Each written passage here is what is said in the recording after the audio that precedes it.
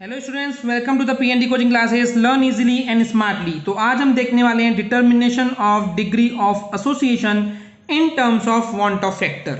Okay, या इसी को अगर मैं और दूसरे टर्म में बोलूं तो मैं बोल सकता हूं कि relation between degree of association and want Hoff factor. तो सबसे पहले स्टूडेंट्स की अगर आपको पता नहीं है कि वांट ऑफ फैक्टर क्या होता है तो आपको सबसे पहले हमारी प्रीवियस वीडियो देखने की जरूरत है, जहां पे हमने आपको बहुत इजीली एंड इजी टर्म से समझाएं कि वांट ऑफ फैक्टर क्या होता है। ओके, तो हमको यहाँ पे वही देखना है कि डिग्री ऑफ एसोसिएशन क्या होता है एंड कैसे रिलेट करता है वांट ऑफ फैक्टर से। चलिए स्टार्ट करते हैं। तो सबसे पहले स्टूडेंट्स सपोज कीजिए आपके पास एक सॉल्यूशन है।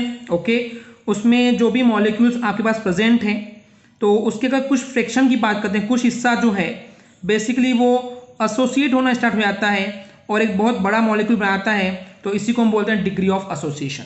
In simple terms students, association का मतलब क्या होता है? जोड़ना।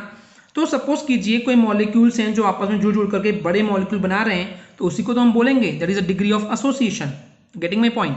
तो चलिए अब इसको एक इक्वेशन से समझते हैं कि किस तरीके से एक सॉल्यूशन दिया हुआ है हमारे पास। तो सपोज करते हैं स्टूडेंट्स कि हमारे पास जो है एक ए सब्सटेंस है, उसके एन नंबर ऑफ मॉलिक्यूल्स हैं। ओके, तो जब वो कन्वर्ट होता है, कोई प्रोडक्ट बनाता है, तो ए सब्सटेंस के हमको एन नंबर ऑफ मॉलिक्यूलर्स फॉर्म दिखते हैं। व्हाट डज इट मीन कि प्रोडक्ट जब भी बनता है एसोसिएशन के केस में तो इस टाइप से ही बनता है, कभी जो उसका बेसिकली जितने नंबर ऑफ मॉलिक्यूल्स है वो नीचे आ जाता है। ओके, तो ये सिंपल टर्मिनोलॉजी थी। चलिए अब इसके आगे सोचते हैं। सपोज कर लें जो हमने ए सब्सटेंस लिए हैं, हमने वो 1 मोल लिए।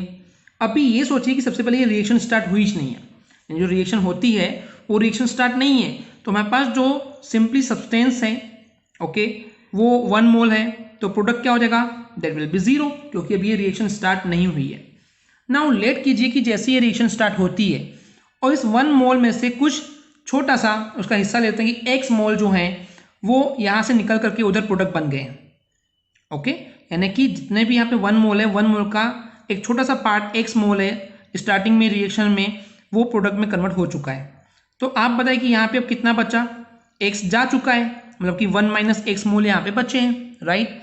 एंड अगर मैं सिंपली बात करूं कि यहाँ पे कितने मोल्स के टर्म्स में उसके फ्रैक्शन की बात करें तो कितना होगा, तो यहाँ पे ये एक चीज है अब जो आपको नॉलेज होना चाहिए, पता होना चाहिए कि जब कभी भी इस n नंबर ऑफ मोल्स के रिस्पेक्ट में अगर हम बात कर रहे हैं, okay, n is what? That is coefficient. ये हम वैसे आगे आने वाले चैप्टर में और पढ़ने वाले हैं। ओके, तो क्योंकि यहाँ से ये x मोलिक्यूल गए हैं with respect to this n, तो यहाँ पे जो बेसिकली मोल्स होंगे वो हो जाएंगे x अपॉन n, और ये तब होगा स्टूडेंट्स जब ये इक्विलिब्रियम की स्टेट पे स्टेब्लिश हो जाता है। Now what is equilibrium?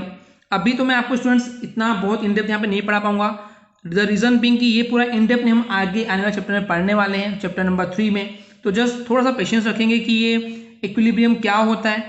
तो देखा जाए तो स्टूडेंट्स वैसे हमने इक्विलिब्रियम के बारे में आपको थोड़ा सा कंसेप्ट बताए थे पिछले वीडियोज में कि किस तरीके से जितना जो सब्सटेंस है वो कंबाइन होकर के, या फिर रिएक्टेंट बोल सकते हैं, कंबाइन होकर जितना प्रोडक्ट दे रहा है उतना ही प्रोडक्ट जो है आपस में ज्वाइंट होकर के हमको रिएक्टेंट दे रहा है, उसी को सिंपली इक्विलिब्रियम बोलते हैं। तो जब भी इक्विलिब्रियम की स्टेट आ जाती है तो उस समय स्टूडेंट्स यहाँ पे जो मैं बोलूँ कि ए सब्सटेंस के मॉलिक्यूल कितने बचे हैं तो होगा 1 माइनस एक्स। एंड अगर मैं बात करूँ यहाँ पे इक्विलिब्रियम की स्टेट में यहाँ पे कितने मोल्स होंगे तो हो जाएगा x upon n. Okay students, तो ये x अपॉन एन जो है ये आपको माइंड में थोड़ा सा फिक्स करने की जरूरत है यहाँ पे, क्योंकि इन डेप्थ हम आगे आने वाले चैप्टर में पढ़ने वाले हैं। तो वही चीज यहाँ पे लिखी स्टूडेंट्स की 1 माइनस एक्स मोल बचे हैं, that is N of A. Okay, and यहाँ पे जो हमको प्रोडक्ट मिल रहा है that is A and then N, तो ये है कितने mole? That is X upon N, क्योंकि एक्स वहां से कन्वर्ट होके आए हैं विथ रिस्पेक्ट टू एन, तो एक्स अपॉन एन ये हो गए उतने नंबर ऑफ मोल्स बचे हैं।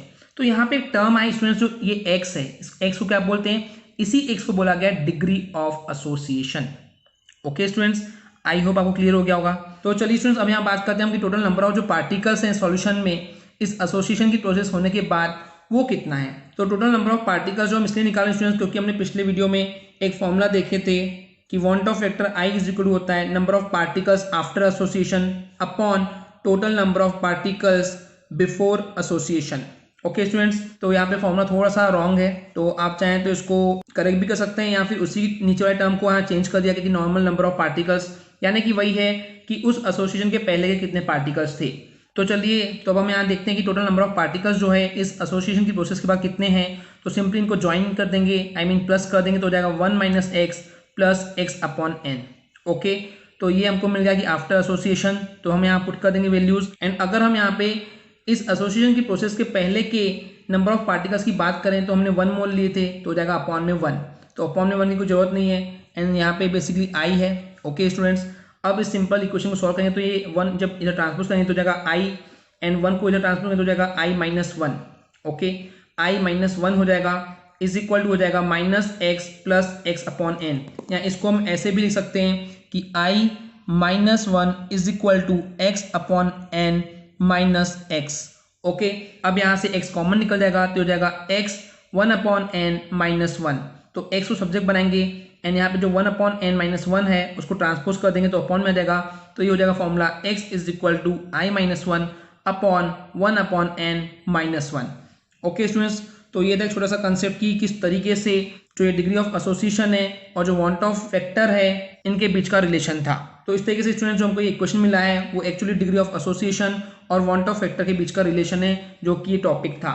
ओके स्टूडेंट्स, आई होप आपको क्लियर हो गया होगा। अगर आपको हमारी वीडियो से कुछ भी सीखने मिला या नॉलेज मिला तो प्लीज़ हमारे चैनल को सब्सक्राइब कीजिए एंड वीडियो को लाइक जरूर करें। आज के लिए इतना ही, थैंक यू।